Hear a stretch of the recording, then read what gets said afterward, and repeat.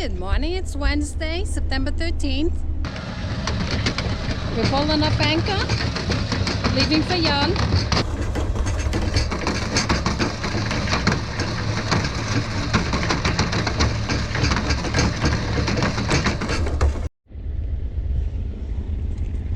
This was all attached to the anchor, so gotta throw it out. Fishing line, goggles, and rope. Alright, so here we're going in to top the tanks, the fuel and the water, and to check out.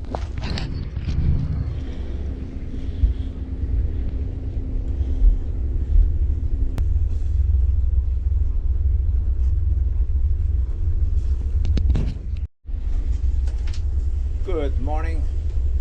We are preparing to leave Horta, Fayal, and we're going to do a quick stop in Pico, the island right over there. That's a 12-mile little hike to the main city, and just stop there for a little bit just to set foot on that ground. And then most likely, even though there's quite a few other islands on the way, a slight zigzag, but anyway, the weather pattern that we got is really beneficial that we take advantage of it and head to San Miguel from there. We're gonna catch a little bit of wind, and then by Saturday it's gonna die off completely. So we have to take advantage of today's nice beam reach wind and get to San Miguel before we do any other venturing to these other islands. We'll make some short trips and visit the other islands. Right, Fatima? Absolutely, that's what it's all about. Yeah. So hopefully we're meeting up with my brother and my sister-in-law, Tio and Barbara, and San Miguel. And maybe they'll want to also do a quick tour with us, a one-day passage, and come and visit the other islands. Terceira is pretty close. Then these are a little bit, this group of three are a little bit distance. 80 miles, nautical miles or so, which is less than a day's travel. And you know, we won't visit the other two that are way further back. That's another full day of travel to that one, to those two, which is Fayal, no,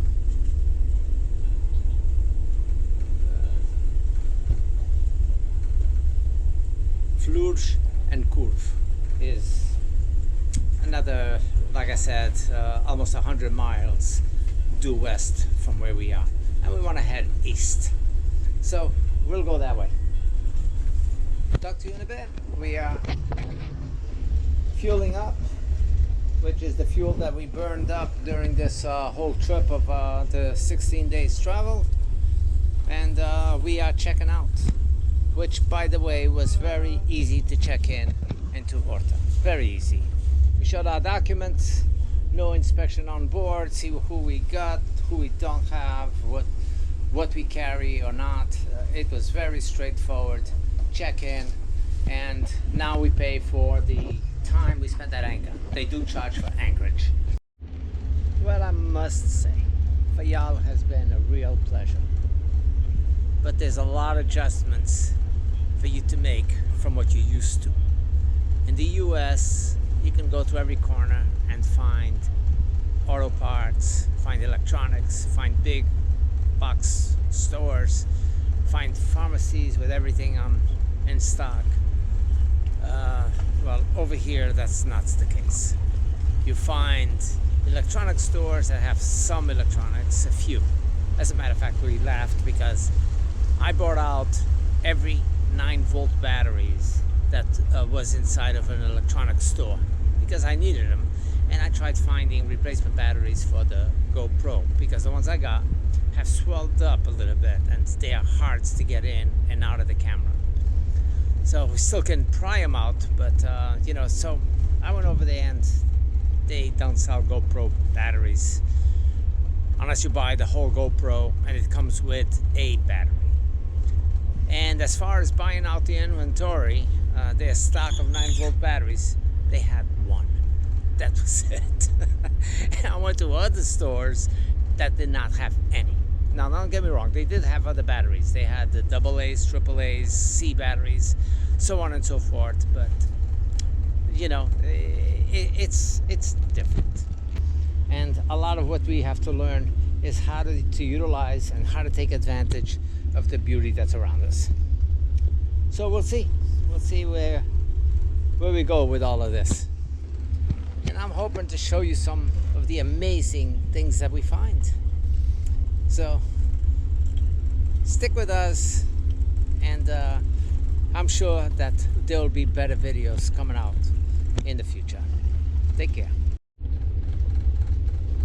I've been asked a couple of times by other sailors on how do I deal with my dinghy when I'm sailing, because after all it does have a pretty heavy 25 horse 4-stroke engine on it, and that weighs a couple of 100 pounds or close to 200 pounds. If I'm not mistaken, it's 180 pounds, which is too heavy. And it's a helm. It's attached to a helm with the steering cables and all the controllers. So it's not like I can separate it over here and put it on a bracket that used to be here. Put it on a bracket that used to be here, actually, to hold a outboard engine on it. And as you can see, I wouldn't even be able to fit it over there with the leg going down, because the dinghy comes all the way across this area. So anyway, it's not removable. It's a stationary engine. So what I do, of course, I have the rig that pulls it up. Then I take that deck line and wrap it up a couple of times over there and bring it straight down to the cleat on this side. And a much needed step that I take is I take a line, okay, and I wrap it up around the bottom of the leg, which is under a lot of tension right now, and all the weight and the bouncing is being transferred mostly to this line. So the way I got it right now, I can actually release the pressure from the center point and have the pressure just on the back of the davit and that line. So that's what I'm going to do. So take off just a little bit, and now all the pressure is on this line and the back line. But still, lock it up for extra safety. But I got no pressure on that line. All the pressure is back here, which is a stronger point of the davit than it is out in the front. And this right now is like a guitar string, super tight, super tight.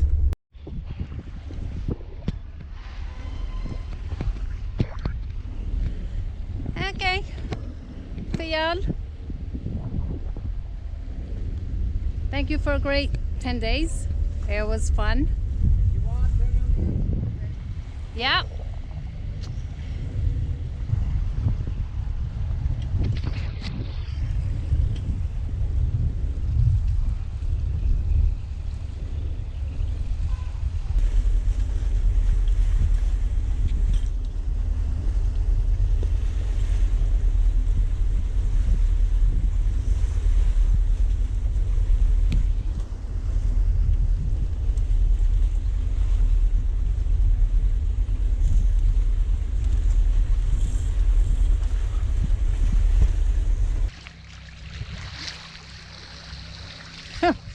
Yes!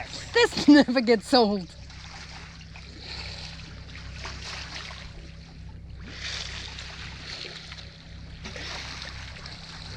I mean, a lot of dolphins. Yeah.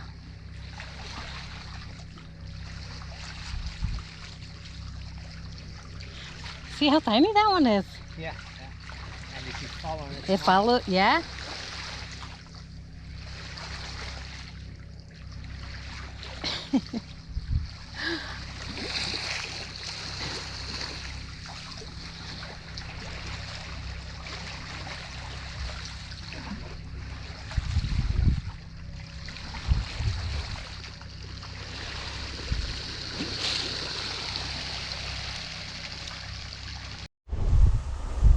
navigating at night.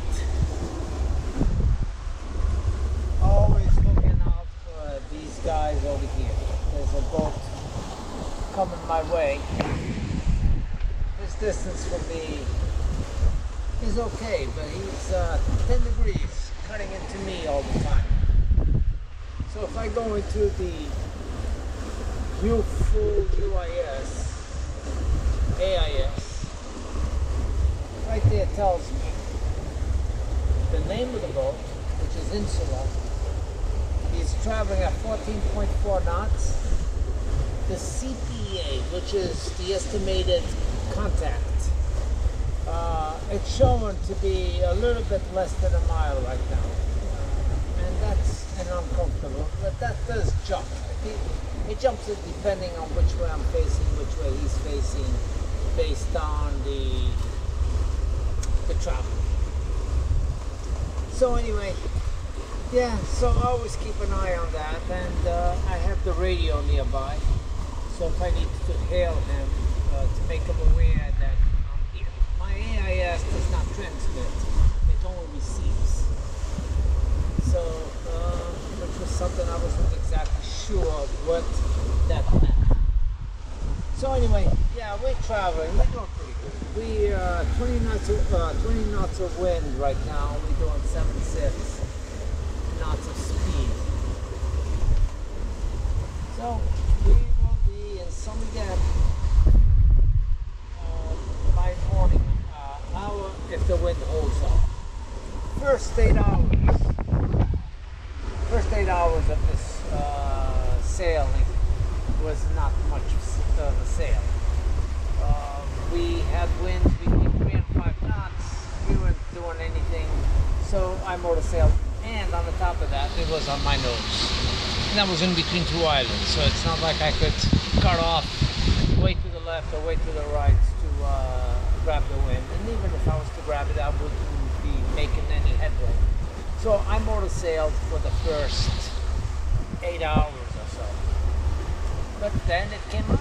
And when it came up, it, like always, it's all or nothing. It was gusting up to 25, 26 knots, I think. And I'm always playing with the sail, letting it out depending on how much the wind is hitting me and my beam. To maintain a safe ratio of wind to direction. That's basically it for now. We'll talk to you later. Well, here we are, morning, on the second day, heading to Sao Miguel. The reason why I'm turning this on is to say, well, I guess when you do a long passage, you are bound to hit bad weather, whether if you plan it or not. I looked at the weather forecast. It looked like we were going to avoid all of this. It was going to be north of us. And nope, for the past at least 8 hours, we've been beating into this, and it's been getting stronger and stronger.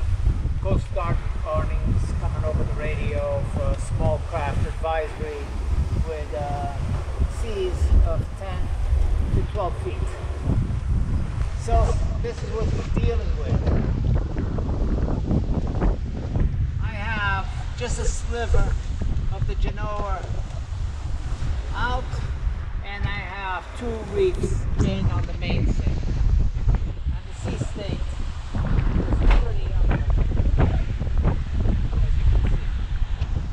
I'm getting splashed all the way up here once in a while. Not as bad as what we had on the way to Horta on this main passage. We did hit the mid-40s in wind speed, but the sea state, even though they were bigger waves, it was more comfortable than this. This one, they're short, very acute, and pounding. A lot of pounding. We're not going up swells and down swells. These are just very rough sea state. I don't see the huge seas yet. You know, we bought this catamaran in hopes that we would be doing this someday. And here we are doing it. And also, anytime somebody buys something,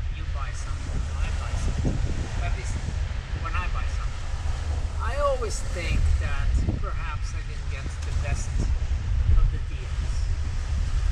And when we were looking at catamarans, there were so many catamarans that we looked at. Some that we really, really loved. And then there was this one. And this one was not cheaper than a bigger and newer other cats that we looked at. As a matter of fact, we were going to buy it. We were all set to buy it. And this one showed up on the market at the week before the closing, let's put it this way. And I rushed to it, I looked at it, and I didn't think so. Because the other one was newer, bigger, and it looked fancier in a way. But I came home with a video of what I took, the walk through that I did on this boat when initially seeing it, and my wife just fell in love with it because of the storage. The privilege offers a lot of storage that you might not get on other cats. So anyway, she loved it, and she's like, oh Albert, look at this. So anyway, needless to say, I called the broker back and said, look, can I go back tomorrow and look at it with my wife? So of course, we went, looked at it, and with that, we closed the deal on this one. And now, knowing what I know, and sailing her, I know I definitely bought the best of the catamarans. This thing handles like a dream. I couldn't imagine how well it handles and how quiet she rides through these big seas. This is no joke that's in front of us. And she's not squeaking, she's not nothing. She's very buoyant and just handles anything that comes her way. Waves coming over the front over here, over the hard top, and just like it has no effect. But with that being said, like everything else, you do have to take precautions. You can't have the power of nature overtake you. So you have to, on a heavy winds, you have to minimize sail, which I got both sails minimized. And if it gets really, really iffy, where you still have too much sail, and you can't possibly have any less than that or no sail at all, I would turn the boat more towards the wind. And I would bring this needle up to that 30-degree mark over there, and the boat would almost come to a halt. Not a halt, it would still have a forward momentum, but maybe half of its speed.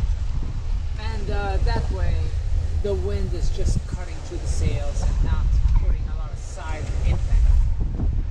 As you go up on the higher numbers, 60, 90, 120, the wind is beating right on your side, and there's no way to hide the sail from the side. So, you can be overpowered, and if there's any possibility of a flip, that's where it could possibly happen. Not saying it doesn't happen in any other time, but my logic is that, and that's what I go with, and that's what my instincts. If I have to pull in the sail a little bit, I turn her into the wind a little bit to make it easier on the pulling in of that sail and relieve some of the stress on the lines. They're called lines, but ropes that go through, and the shackles, the ball bearing rollers, which are blocks. So you make it easy on the boat for whatever situation that you dealt with. That's what I think. That's how I address the conditions, the weather conditions. And I am only been doing this 3 years and no previous experience on any sailing whatsoever. As a matter of fact, I had never stepped on a sailboat before buying this sailboat. My first and only sailboat, and the only boat that I've been on that. Only sailboat I've ever been on. Period. So anyway, I think we're doing okay. I think, I hate to say it, but I think like all things in life, half of it is common sense.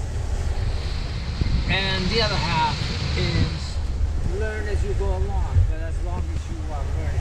I've made my share of mistakes. Trust me, and I will make more mistakes still to come. Just hopefully it's not a repeat of any of the mistakes that I think I already learned from. That would be bad. So anyway, that's my look at it. That's my motto. That's how I look at life in general. Just go do it. Go and do it. Books, yeah, you can learn a lot from books, but nothing, no book can ever teach you what you learn from life experiences. But let me celebrate the sight of land for a bit, and I'll turn you back on in a little bit once we get closer that we can actually see any detail. Wow.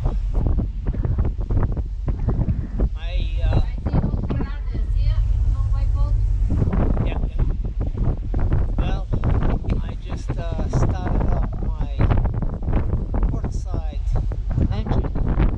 The starboard I've been running it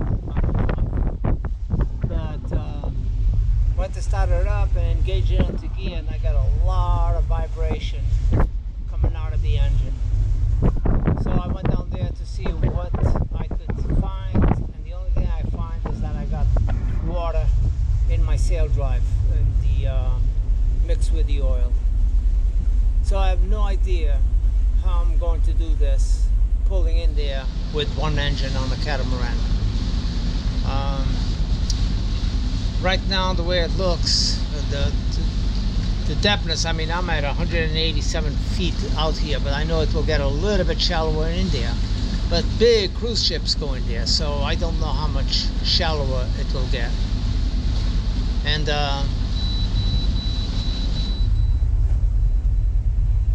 so I don't know what I'm going to do. I'm going to scope it out, keep the this engine running, and see if I have to make a U-turn and to get out of there without getting into any trouble. This is a huge setback, huge.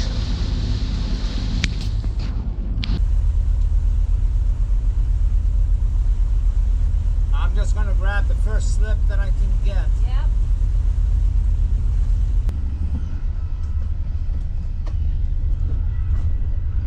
Okay, Fatima, the front is in. We're in, Fatima. Okay. We made it to San Miguel, and the captain has disappeared on me. He went to explore without me. The nerve of that man. Wait till I get my hands on him.